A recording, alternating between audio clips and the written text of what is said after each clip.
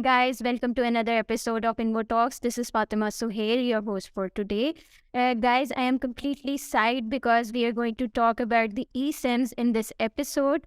Because last year, eSIM market reached to the value of 8.5 billion. So what are the eSIMs and what they are doing, how they are revolutionizing the world of connectivity? To know more and about this, we have awesome Mikk Lemberg with us from 1OT.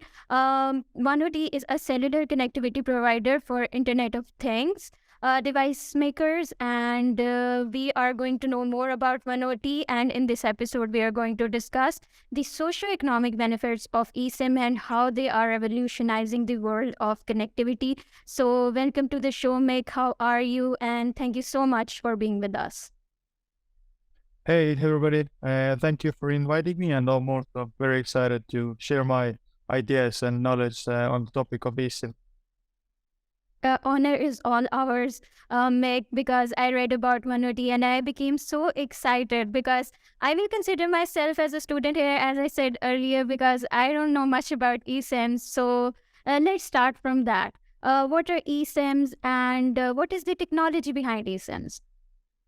Right. So eSIM is a technology which allows you to swap the telecom profile or the service provider over there, either for the mobile phones or for the IoT devices without needing to change the SIM card inside the device.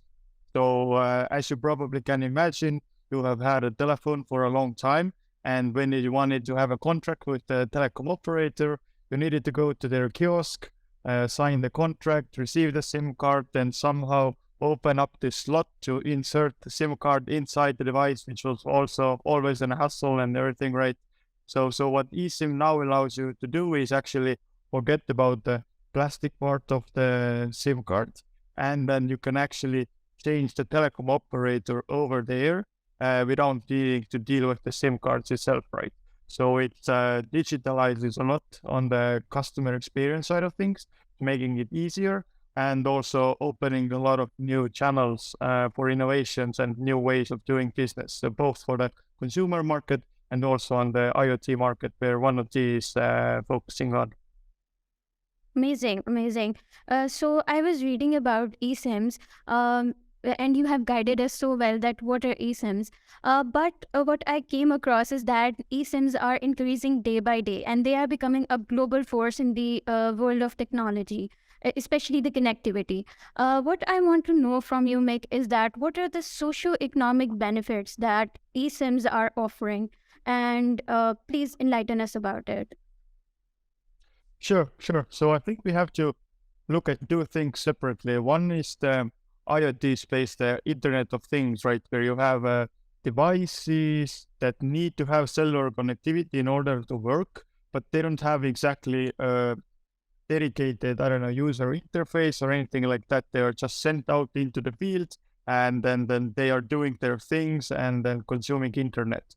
So for example, we can think of air pollution monitors, we can think of noise pollution monitoring systems, we can think of smart light systems in smart cities, and also we can take a look at the micromobility space, where you have a lot of electric scooters and etc.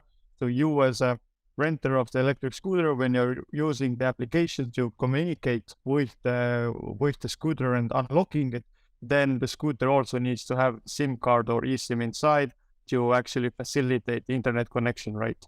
So, and I'm also going to talk about the second part, which is the consumer market, the iPhones and the Samsung phones and everything, which also use the eSIM and then have benefits in terms of socio-economic value.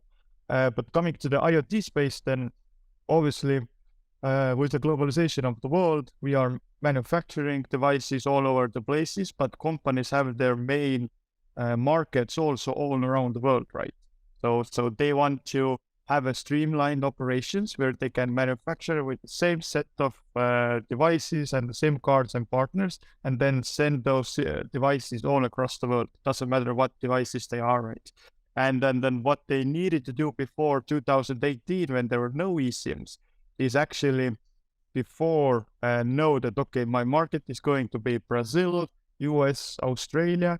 They needed to go into each and every country, talk to the local telecom and source the SIM cards, come to an agreement, send those SIM cards to the manufacturing facility, implement into the devices, and then send those devices to the right country so that they will have internet. What they do instead of now is use the technology called eSIM. They can manufacture the devices with the set of eSIMs right away. And once the device lands in Brazil, right, they can over there from the platform tell to the device that, okay, now you're going to use one of the Brazil telecom services, and nobody needs to go near the device to change something or do something, right? It all happens over there. So what it brings to the enterprises is a lot of cost efficiency, but at the same time, it saves a lot of plastic. I think it's been said that thanks to eSIM, we save around 60 times more plastic with regular plastic SIM cards, just because you don't need to change the SIM card inside the device, and the SIM card still comes with some kind of plastic around it that is actually unnecessary, right? So that's value added over there. Then the other part is that, we are saving a lot of time and money of the operators, because they don't need to go to hard to reach areas when the air monitoring sensors are sent somewhere, set up somewhere in the mountains areas or whatnot, right? You don't have the operator who needs to go there to troubleshoot it. You can do the switching and everything over there and manage the devices also over there. So that's, I think, one of the biggest benefits in terms of operational excellence, saving costs and money for the companies, and then actually allowing them to focus on the innovation and building devices, and not so much worry about the connectivity and the contracts and the communication with the telecoms, etc. Right? So they have more freedom to focus on building, but usually the builders and the entrepreneurs are good at, right? And they don't need to worry about the other things. And now the second part, which I believe eSIMs are fantastic, is also for the consumer market.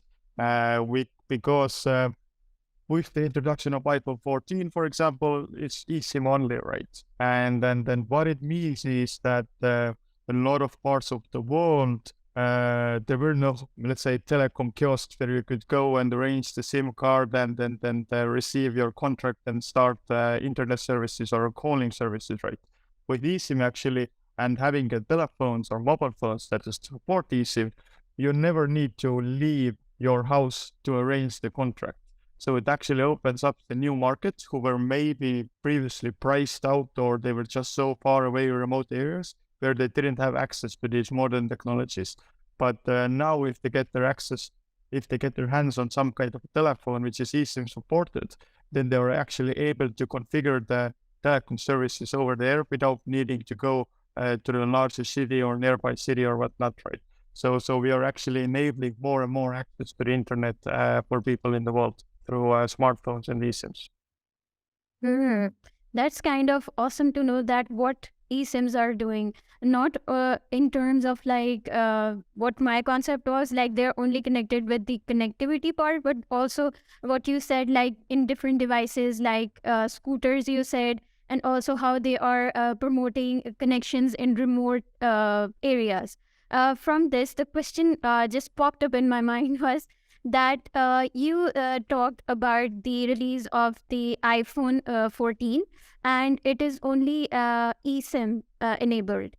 So do you think that this promoted or caused the eSIMs to be very much mainstream, like they weren't in the past decade? Yeah, I think it has been a huge kind of landmark event that Apple did, and then pushed other mobile phone manufacturers also to go towards this. But as I mentioned, then eSIMs have been around since 2018. So in that sense, there has been like a ramp up of things anyways happening before as well, but definitely having such a huge company with such a huge brand recognition and power in the market, it also affects other competitors who now need to kind of keep up and adjust to the new things. So I believe there was also already happening quite a lot before that as well. September 2022 But at the same time, it definitely brought a lot of mainstream attention to the topic of eSIM and the future of mobile phones and connectivity, which I think is very good for the whole marketplace.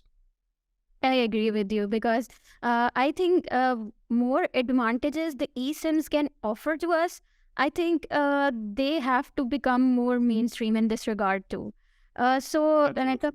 Yeah, so coming towards the part I've been waiting for, what Awesome 1OT is doing, how are you guys revolutionizing this world of connectivity? Right. Yep. So one of these started out 2016 actually, and then we understood that the IoT or the Internet of Things is just going to get bigger and bigger, and then that's the companies don't want to stay only in one country, but they actually want to offer their services and devices all around the world, right? And then we understood that there's a problem of scaling across different countries, different continents and regions, and then wanted to start kind of solving this problem for the IoT device manufacturers or service providers. And then we unfortunately then also the eSIM spec came out from the GSMA, which standardized the whole operations and the technology, and this actually enabled us to come to the business model that we're currently using. So what one of these is doing is we are kind of one point of contact for the IoT device manufacturers, where we are integrating different telecom service providers onto one platform. And then through our connectivity management platforms, the IoT companies actually have access to multiple different telecoms all over the world. And then receiving eSIMs from us, they can do everything by themselves on a self-service basis without needing to talk to the telecoms or anything like that, right? So we take away a lot of those contract negotiations, commitments, etc., which a lot of like young, small startups run into because they just don't have the volumes of business behind them yet. So the leading telecom sector has kind of overseen them, and then this is the problem or the gap in the market that we are solving. And maybe to make this conversation a bit more concrete, then I can give you some cool examples what our customers are doing and then how the eSIMs have been used, right? So I already mentioned that we are very big in micro-mobility space. So just to give you like an example, then one of the customers in the electric scooter service, they actually have scooters in 40 plus different countries. So you can imagine if you would have to talk to telecoms from each and every country, right? Now you can do everything with eSIM by having access to different telecoms and then just switch the profiles or the services over there, right? And then the other thing is actually a very fun example is one of the companies is tracking endangered birds, which are in Africa, right? But during summertime, they come to Europe, right? So they are tracking where the birds are flying. And for that, it's also, they have a small, like a ring around the leg. And then depending of the season and where the bird is, they're actually optimizing their costs according to the place where the bird has decided to stay. And so this also happens over there, right? Because they can't really go to the bird and say like, hey, wait here, I want to change the SIM card, right? So, and then, I already mentioned a lot of smart city solutions. I think there's a lot of ways how the cities are improving the day-to-day life and then even improving the traffic and everything through smart sensors and then the video feeds, which also require internet connections, and cellular connectivity helps those companies scale across multiple cities quicker because they don't need to deal with the operational things that I described before. This podcast is powered by InvoZone, the software and web app development company. So InvoZone also works in IoT. And we are also coming across many awesome solutions about the smart city you just said. And I think the eSIMs are very useful in, powering these kind of solutions and being beneficial for the people. So in this regard, another question. How do you think, how much time it is going to take for eSIMs to become like totally common? Because right now we are saying that the physical SIMs are all also there, eSIMs are also in the use. But how much time do you think it is required that eSIMs are totally going to become mainstream and nobody is going to use physical SIMs, and we can, like you said, reduce the plastic use, and we are going to avail the other advantages also. Right, right. If I would know the answer, I would probably a millionaire. But I think it's gonna still take some time, right? Probably a few years time, we're gonna see a lot of uh, implementation of eSIM only devices and companies, and then I think we are going there. It's just gonna take some time, and I think that COVID pandemic was also a good example that showed the value of these remote provisioning and over there services, because people were not actually allowed to go near the devices to troubleshoot them and whatnot, right? So this gave also a huge push to actually change the strategies of the companies and everything around it. But these are big companies, and then changes take time.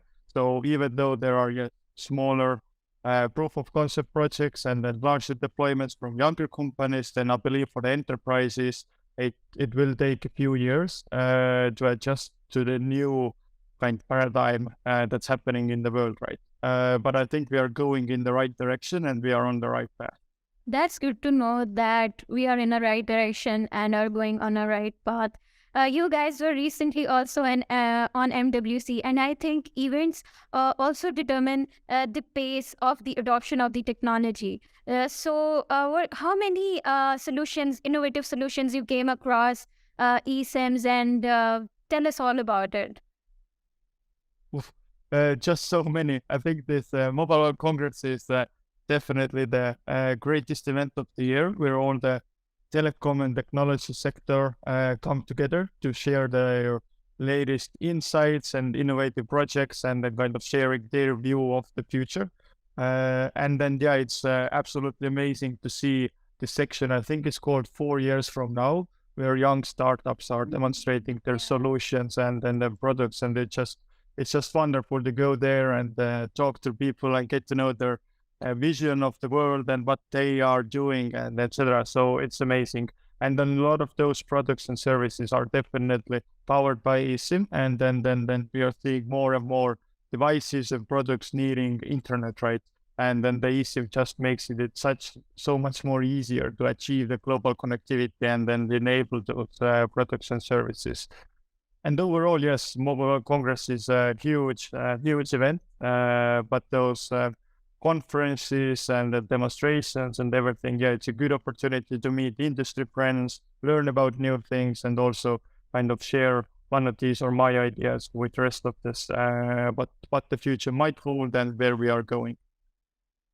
Awesome. Awesome. You are completely right that these kind of events are actually the opportunity to meet people, to know their ideas, because I think you cannot learn more from reading. You can learn more from, connecting with other people's, knowing their ideas, what they are doing.